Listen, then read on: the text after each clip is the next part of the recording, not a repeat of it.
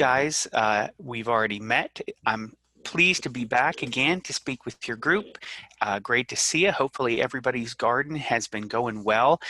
We've really honestly had a pretty awesome gardening season so far in terms of weather. I could use a little bit more rain in my garden right now, but I do have the ability to irrigate it since they turn the water on, and we had some worries at the beginning of the season due to COVID. They had originally started my community garden with no water. So we have the water on. We've had some good temperatures. We do have some heat this weekend, and honestly, most of these plants do not like lots of heat. So let's get started. You guys saw the extension slide. We're going to be talking containers today. And I really enjoy growing in containers. I'm going to focus more on food production in containers today. We're going to be talking fruits, veg, and maybe little herbs. But the technique that we're going to be talking about today is applicable regardless, meaning that if you wanted to grow flowers or ornamentals or whatever you want in there, these main points are going to work very well. I have a container garden because the majority of my house in terms of the ground I could plant in is in deep shade, walnuts, hackberries, and maple. The only place that I have good sun year round is parts of my driveway. And so my containers sit on my driveway, which is a great use for them because that is got a good little microclimate, which we're going to talk about. And what I do is my container garden and my community garden work as partners. They work very well together. My community garden is a huge plot. It's 30 by 40. I garden in an actual victory garden, and that is where the bulk of my production comes from. But the season for that is really only from April 1st when they till until November 1st when they bush hog it down to the ground. My container garden allows me to continue growing with a little bit of overlap and then all the way through, quite honestly, the winter. 4 main points that we consider when we're talking container gardens. Pretty straightforward. Container, the soil you fill it up with, how you do your watering strategies, and how you fertilize. So let's start with the container because this is where almost all the problems come in container gardening, and that is the container is too small for the plant. You need to size your containers with the plant at maturity in heavy harvest as your target for your container size. If it is too small, what happens is a plant will grow, it will fill that space up, it will start to convert all the soil that's in there into plant material, and it will use up that soil. And the soil is where the water and the fertilizer is held. So you need to have big containers if you're going to be growing big plantings, right? So a container that I'm growing, say a tomato that is maybe a cherry tomato that might get 8 to 10 feet tall over the season and produce hundreds of cherries needs to be huge. You need 20, 25, 30 gallon container. And that is where we see the problem. So for food production in containers, the bigger the better on your container because that allows you to have more soil. This is what we're trying to avoid. This is a pretty decent sized container. This is probably a 15-gallon container, but it has lots of plants in it. This was for an event, and when it was first planted, it looked really good. You had tomatoes, peppers, you had basil, a bunch of herbs and things like that. The problem is now, if you looked at this container and you pulled the plants out, there would be almost no soil left in there. It would be nothing but roots. You water this in the morning, the water is just running out the holes in the bottom of the container. The plant perks up for a hot minute, and then by lunchtime, this is what it looks like. And this is classic for an overplanted container where you would love it to be in production, but this is when it is starting to show signs of problems. So we're going to talk about basic old school containers, and I still use plastic, and you can still use these kind of containers. They're easily found. They work great. They have their pros and their cons. We got our plastic on the left. We got our terracotta on the right. They come in multiple sizes. They can be decorative, lots of different shapes. Plastic spares water a little bit better because you have less evaporative loss out of the sides, where a terracotta is permeable and it can dry out a little bit faster. terracotta can be pretty heavy, especially when we're looking at the size of containers that we want to do vegetable production in. The problem with both of these is, in order to get the size that you need to do veg, you need huge containers, and that costs a lot of money. You might be spending between $50 and $100 per container for these, which is where grow bags come in. And if you're unfamiliar with grow bags, a grow bag is a woven felt bag. It is an innovation out of the nursery and landscape industry, and these are great. Maybe not the most decorative looking of containers, but their beauty is you can get very large sizes fairly inexpensively. We had a run on product early in the gardening season, like we had a run on every product early in the garden season, but these are found online. You generally get them in packs of 5 or packs of 10, and then the unit cost for something like this, and this is either a 20 or 25 gallon bag, is about $6 or $7. That's 20% increased from before COVID. You used to be able to get these for $5 a bag, but still, what this has done is this has allowed vegetable production or large-scale fruit production, because now we've kind of mitigated that high cost of these bags. They come in multiple colors. I've seen greens and tans and some other things which can make them look a little bit better in the landscape.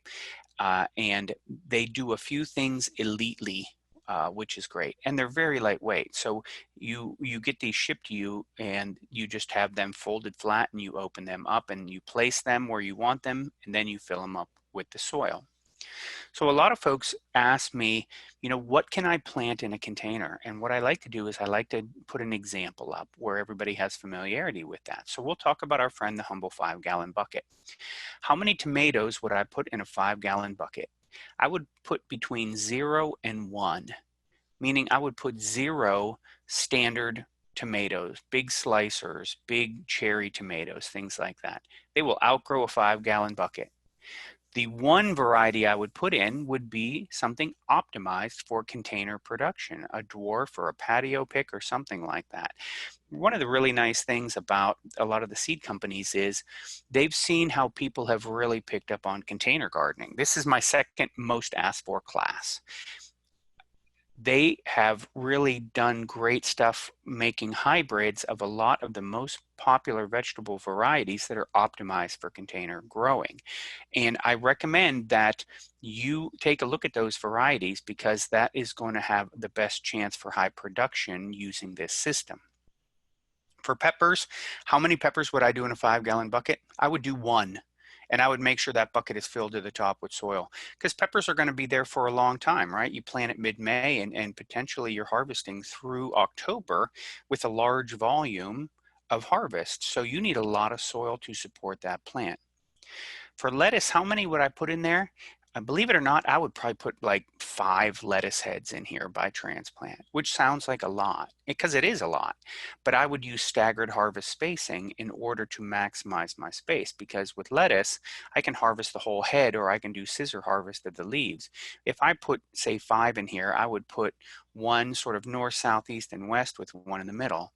And then they would grow and they would fill that space. But then I could maybe harvest the middle one, wait 3-4 days for the other plants to continue growing, and then maybe harvest opposite ends, and then let it grow for a little bit longer. And that 5-gallon bucket is going to give me 5 heads of lettuce that I'm going to eat over a 2-week period. Green beans, I would probably put about a half a dozen green bean seeds in there. Carrots, I would probably put like 20 carrots in there, which sounds like a lot, but you could do that same staggered harvest spacing that you would do with lettuce, with carrots, where you would pull them out and the others would sort of fill that space and enlarge. So your first harvest would be a little bit smaller, similar to lettuce, where your last harvest have been given the chance to grow a little bit bigger. And zucchini would be just like tomatoes, 0 to 1. 0 that are going to be giant, regular in the ground zucchini, but if I found a container optimized variety, I might give it a try. So the soil. So now that we have these giant containers inexpensively, soil is our new cost input, because it takes a lot of soil to fill up a 20, 25, 30-gallon grow bag, quite honestly. What I tell folks is use the best product that fits in your budget. if you have a ton of bags that you want to fill, I would consider getting a bulk delivery of like a compost product, because that's going to be your most cost effective. But what I recommend is, don't just grab something out of the backyard and start shoveling it in, because when you start from scratch, you have that blessed opportunity to start with no weeds and no disease. And that's probably why I like my container garden so much, is I started with no weeds and no disease, which means I have minimal weeding and I have very healthy plants in there. And that's such a blessing. What I use for my containers is I use compost from my compost pile, because I'm a composter, and I probably fill them about 2/3 full with compost. And then I top the top off with a bagged compost or bagged humus or bagged composted manure product, something that I can get inexpensively from a big box store or a nursery or landscape store. If I'm starting seeds, I generally will put like an inch of seed starter on the top, just so that I make that really good sort of little less contaminated, sterilized seed bed for those baby seedlings. And then what happens generally is they start growing, and once they hit that compost, they just take off like a rocket. And then I tell folks, fill your container for most plantings all the way to the top, right? Because that soil is what holds the water, and the soil holds the fertilizer. The more soil that's in there, the more water can be held and the more fertilizer can be held. So if you have your containers and you're planting something that needs lots of soil, and you have 2 inches, 3 inches, 4 inches unfilled, that's a missed opportunity. You want to fill that up all the way to the top. And then I tell folks, fill them all the way to the bottom as well. And what I mean by that is, you'll see very commonly online that there are recommendations to put stuff in the bottom of your containers, like mulch or rocks or things like that, so that you don't have to use as much soil and you promote drainage. But those are not products that your plants are going to use. I tell folks, there's other ways to improve the drainage. Use your containers completely full of soil. The plants will appreciate you for that. So watering. Watering is number 2 problem, generally related to problem 1. And I will fully admit that watering containers has a little bit of art to go with the science, and you kind of learn over time by doing. Your goal when you water a container is to completely hydrate all of the soil within that container. You want the roots to be able to go to all parts of it to get their water and get their fertilizer. Generally, that means you water slowly and you allow that to absorb. If you water containers really rapidly, you'll find that it might not hydrate the entire container. It might actually run right out the bottom if it was all watered in one spot. When I water my containers, I'll start at one end, I'll give water for a little bit, I'll let it hydrate, and I move down the way, and then I start back. And so instead of, I want to get a deep watering, I want it all the way watered, I want all the soil hydrated, but I want to give it time to absorb. And so I'll do multiple small waterings to get that larger effect, because it can be very difficult to figure out if you've got water all the way down to the bottom. Then you have a lot of inputs, because people ask me a lot, how much should I water? And I say, I have no idea, because it's going to change tomorrow, right? Your plant's going to grow, it's going to get bigger, the weather's going to change, it might get hotter, you might have more evaporative loss. A more mature plant uses more water. Different pots will drain better or spare water better. Grow bags are permeable 360 degrees for evaporative loss. We looked at the example of plastic versus terracotta. A plastic pot is not going to dry out as fast as a terracotta. And then what's your microclimate? You'll see a picture of my container garden. It sits basically on the sidewalk next to my driveway, right next to my house. I have a very hot microclimate there. I have a driveway and a house that absorbs heat during the day and radiates it at night. And then what kind of soil did you put in there? Because if it's more of a sandy mix, it's going to drain faster. If it's got more organic matter or clay in it, it's going to hold on to water more. So what my recommendation is, make your goal to be that when you water, you do a thorough watering that hydrates all of the soil in your container. And then you adjust that based on your temperature, your weather, your microclimate, and your plant maturity. So let's talk about drainage, because drainage is very important in a container. If it doesn't have drainage, basically it's a swimming pool and your plants will die if that just fills up with water. Terracotta pots generally have one large hole in the middle, and that's a pretty big surface area. These plastic pots will have multiple holes in the bottom like this one has radially around the outside. If we aggregated them, that would be a very large surface area. And so there's drainage here, but the goal with a container is you have drainage, but you have controlled drainage. You want it to drain, but you want it to drain slowly, because if it's got really rapid drainage, that is taking your soil and your nutrients right out of those holes in the bottom. That's why you see people say put mulch or rocks or something in the bottom of these pots. But what I like to do is I would rather control the drainage with something smaller. So for little pots like this, I would go more towards a filter as opposed to a bunch of rocks. In fact, for little ones like this, I would use a coffee filter, to be honest, or I would use a piece of landscape fabric that's permeable, or an old piece of row cover that's permeable, or people have cut out burlap in the shape of this bottom and put that down on there. What that does is it puts a filter over the hole, which allows drainage, but it controls it so you don't have too rapid drainage, so you're not having the water run out so fast that it's not hydrating that and it's not taking soil or fertilizer with it. You have no problems that way with a container bag. These have tiny pores. They are elite at controlled drainage. You're not going to be losing very much soil, if any, out of a grow bag, and generally that will minimize your fertility loss as well. One thing I do say though, I put my grow bags, and I recommend that you place your grow bags not on bare soil. Now these are pretty hardy things, and they last for years if they're properly taken care of. But I like to try to keep my costs down and keep my inputs around as long as I can. So I put my grow bags on sidewalk, asphalt, landscape fabric, mulch, gravel, but just not on bare soil, because I want to keep them around as long as I can. And then now that we're in the hot weather, I am mulching my containers because I have black containers in a hot microclimate. I want to minimize the peaks and valley of evaporative loss, because plants don't like that. They like it closer to steady state. In fact, a lot of the problems we get with different plantings like blossom end rots or tip burns and things like that are because we have an uncontrolled water situation. Too much water, then too dry, then too much, then too dry. That's the whole problem that we have when we have a container that's too small and cannot hold enough water. Too dry, too wet, too dry, too wet. We want to get it closer to steady state. Mulch can help with that. So fertilizer. When you have plants growing in containers, they cannot extend out of the containers into the surrounding soil to look for nutrition. You feed the plant every bite of food that it's going to eat forever when it's in a container. That is either through your organic matter like compost, or through a fertilizer, or a combination of both. And realize that, you know, there's going to be some changes depending on what's occurring outside.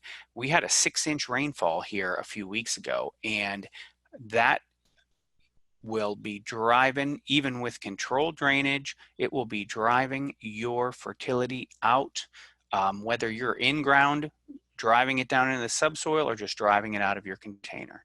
So that is something that you might need to kind of keep track of to make sure that you're feeding those plants accurately, especially as they enter into heavy production.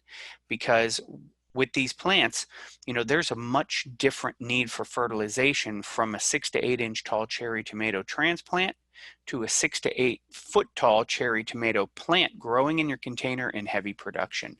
It's just using way more nutrients. So there is not really a hard set way. It really depends on the forms of fertilizers, and I use both a slow release granular when I plant or a water soluble one. We kind of talked about fertilizers a little bit in the first class. Slow release granulars, think your lawn fertilizer, right? You spread that out with your spreader, and that feeds your lawn for 2 or 3 months. These are generally decent sized particles. I use slow release organic fertilizers if I'm putting transplants in, because I can incorporate that in the root zone.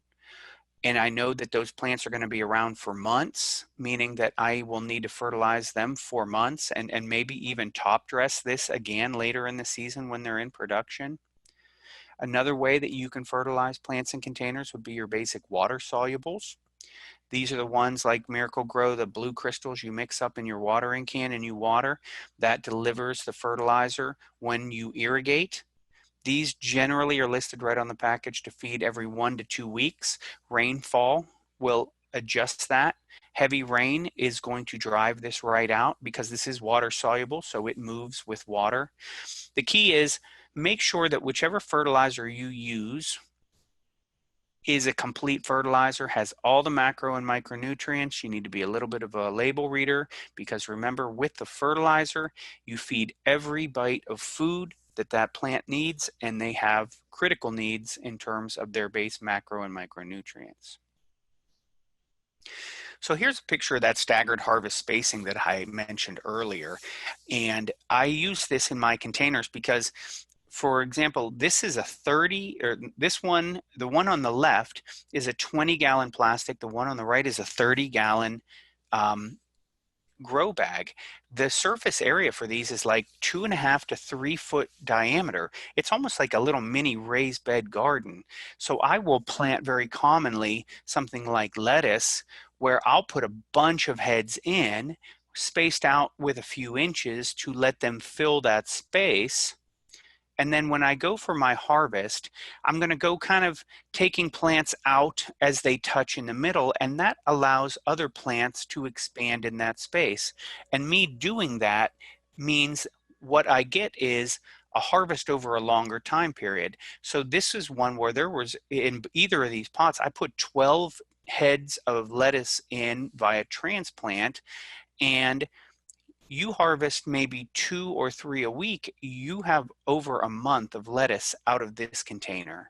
And you'll notice that the soil is not up all the way in either of these. The reason is I prop row cover over top of these, which is a season extension fabric, because I like to plant all 12 months of the year. And lettuce also, these are 2 or 3 feet tall containers. They have a tremendous soil volume, and lettuce is not around like tomatoes will be. This is going to be in there for probably a month before it goes into the salad bowl. So I've alluded to this, but this is one of the things that really makes my container garden appealing to me is I get to plant in it utilizing the microclimate that I have every month out of the year. In fact, right now is the most challenging time to grow. It's not November, December, or January, believe it or not. My containers are tough to grow right now because I have black containers with hot weather in full sun in a microclimate that has an asphalt driveway and a house right there. So keeping them adequately hydrated can be tricky. But I grow each season, and I try to do my level best to make sure I am harvesting some food that I grew myself outside every month out of the year, and I'm almost always successful doing that. So right now, my container garden is actually not fully planted, and I am trying a couple of different things that I've never done in containers just to see how they fare in terms of summer veg. Once we get closer to September, October, they're going to be in heavy duty rotation. I will make sure that in between each crop that I plant, I adjust the fertility, I top them off with compost. I'm making sure that I keep them production ready. And here's what I mean about row cover and how I do season extended plantings. I like to grow over the winter, and there's a few things that you can grow that will do just fine over the winter if you give it some help. Things like spinach, things like kale, extremely cold tolerant. I like to grow spinach over the winter because I like spinach more than kale. And what I do is I take advantage of the fact that spinach can tolerate cold weather, and I take advantage of my microclimate. So what I did was I sowed spinach seed, and this was sown, believe it or not, very late in the fall. I sowed this Thanksgiving weekend. I would have normally done it much earlier than that, but that is when I found free time to do it. And if you remember, Thanksgiving was super warm around here, and we had a very mild winter. Spinach can tolerate the cold. You'll notice that I left a little bit of an air gap between the bottom and the top. That way I could put row cover on it, and the row cover would not touch the plants. But this is a picture taken in early March. That spinach just sort of slowly grows over the winter because there's much less heat degree days and much less sunlight. But then when we hit the spring, this starts to really grow great. And I'll be honest, I harvested Kroger bags of spinach out of a container with 2.5 foot diameter for a month out of this patch right here. It did great. And I have found that I will probably double the amount I plant over this winter. So this is a very common question I get. When to start over? When do you dump it and start over? Honestly, I try to never dump it and start over because soil's the most expensive input now. But I don't grow tomatoes or other giant amounts of plantings in my containers because of that very reason. I have a lot of space at my community garden where I can put in the giant veg, and so I like to use my container for sort of little niche things in the summer or as an alternate place, almost like a little kitchen garden. So if I have disease, I might not actually dump the soil. In fact, I wouldn't put it in the compost pile if it's disease because I don't want to spread disease by adding it to my cold compost pile. I might move to crop rotation. So say I did grow a tomato in there and I had fungal blight. True crop rotation is every 3 years for your rotation. So I would just not grow tomato family in there for 3 years. I would move to brassicas or cucurbits or salad greens or, onion family or something like that. The only time I'm really starting over is when there's no dirt left in there and it's got nothing but roots. And that is when I will dump those, as long as they're otherwise healthy, into my compost pile where it will make new compost, which will allow me to refill my bags. But I try to stay with the soil. I try to keep disease out of it. I don't have as much weed pressure, so I don't have weed seeds going in there. And I realize that I will always have to add soil or compost to the containers every year because there's a harvest lost every year. So here's my container garden, and I took this picture literally 45 minutes ago and just stuck it on there. I had a bunch of spring stuff, and right now it's either unplanted or it is planted in summer veg. So this morning I put basil in this plastic pot. It's about a 25-gallon plastic pot. I put a half a dozen basils in there. This is a 25-gallon pot. It has 3 peppers in it. That's that lunchbox pepper variety. I had planted some down in my community garden, but I had a few extra, and I really like that variety, so I'm trying them in the container to see how they do. I will have to worry about things like blossom drop, because if it stays too hot during the day and too hot overnight, you will not get production. It will drop its blossoms. This big container right here has 2 cucumber plants in it, and I put it in the middle because as the vines grow, I'm going to kind of just trail them down these containers and these containers.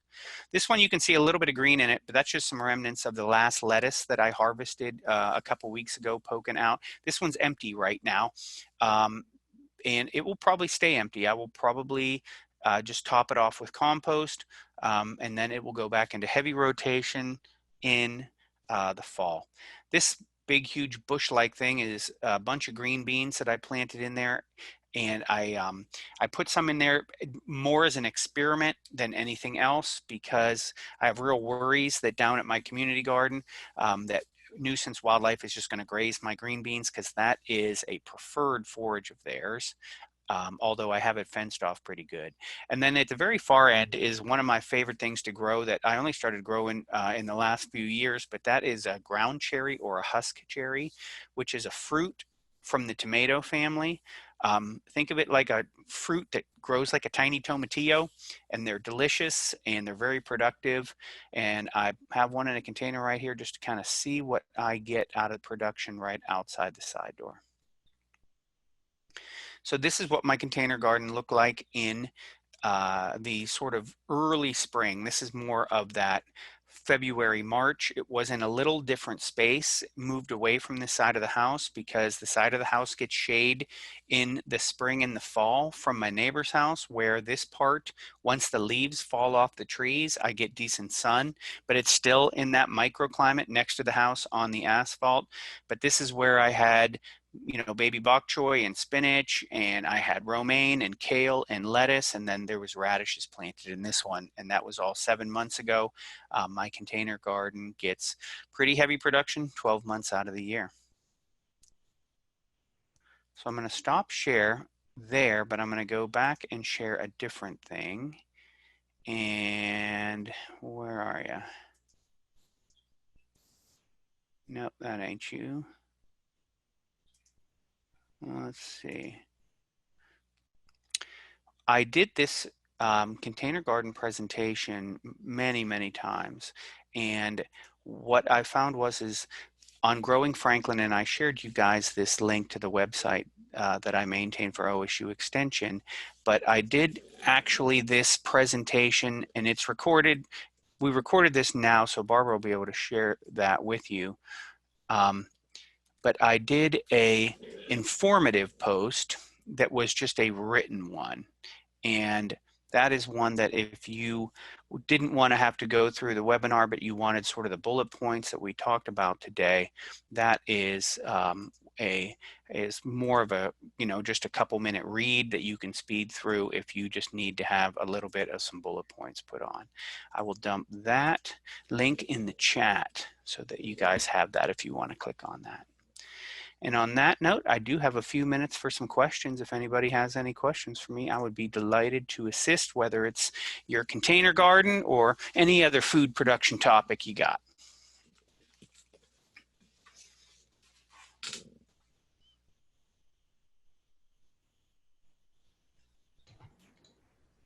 So you say it's not really a good idea to put anything in the inside of the container? Like you said, like rocks. What about like, I saw a video where the guy puts like water bottles in there, and then he'll put a hole in the top of the bottle, a hole in the bottom of the bottle. It's like these kind of bottles. And fills the bottom of it with it.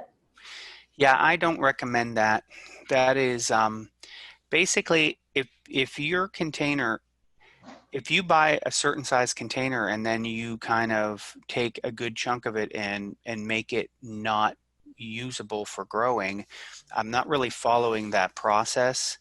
A lot of people will do that because what they do is they don't want to put as much soil in there, and the problem with that is the soil is what holds your nutrition, and the soil is what holds your water. And if you have plastic bottles in there sort of as a spacer, that's just an inert batch of plastic at the bottom of your container. And I'm not really sure what the thought process is on that.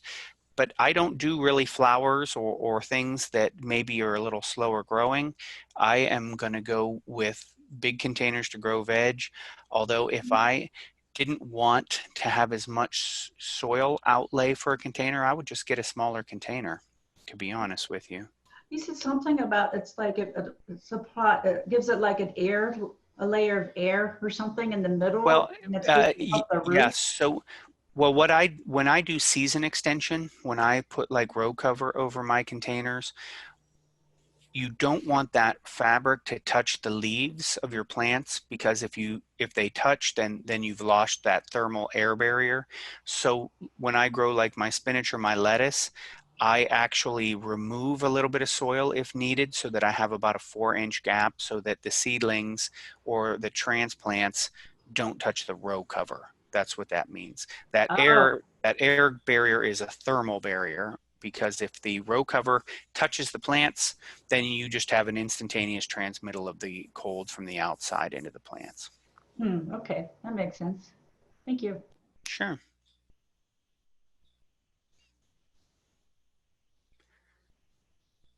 Anybody else? Anybody got any pictures to share of their garden?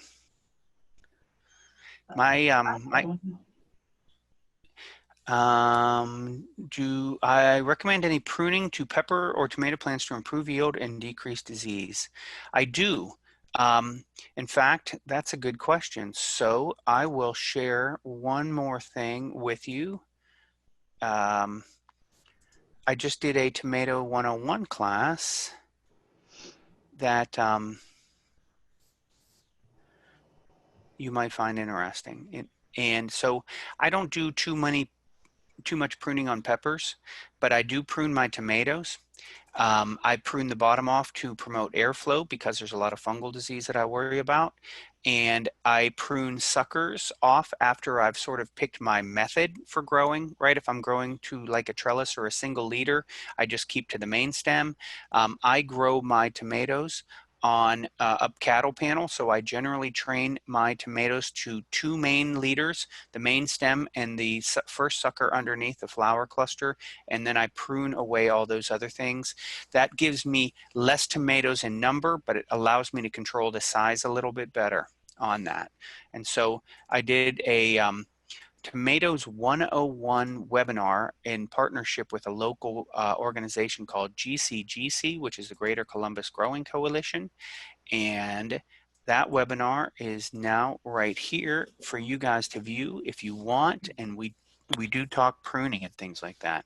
All right, there's a outstanding looking container garden. Yeah, I'll tell you, if you grow and you have any space to put some down, think of it as a supplement to your in-ground growing. I will do both as long as I can, because having the ability to use multiple production strategies has allowed me to maximize my harvest in terms of overall amount in a given time, and maximize my harvest in terms of giving me a longer harvest period and our longest harvest interval. So when my lettuce is done growing down at my community garden, because they plow November 1st, I'll continue to grow lettuce for at least a month or 2 after that easily in my container garden, in my microclimate, using row cover. And the same thing happens on the other end. I put transplants in this year in February outside, and so harvest started in March, and I can't even get into my community garden until April 1st. So they work together to really maximize my production. You know, if in terms of which of the two gives me the most grief, it's not my container garden, because there's no weeds in there and there's no bad disease in there, and I can really control it a little easier and protect it from the wildlife easier. It's just smaller. But once we get into spring stuff, you don't need a lot of space if you're growing just your, you know, your spinach and your lettuce and some green onions or some radishes, a few of those things. Baby bok choy, I like growing baby bok choy and get those little heads that are only about 4 inches or 6 inches tall. You can put like 10 or 15, 20 of them in a huge container and do that staggered harvest spacing. So those are kind of where I shift my growing to combine the containers with season extension and get really great harvest. I would do it in the ground if I had any sun whatsoever in my yard, but I don't have a drop where there's stuff growing.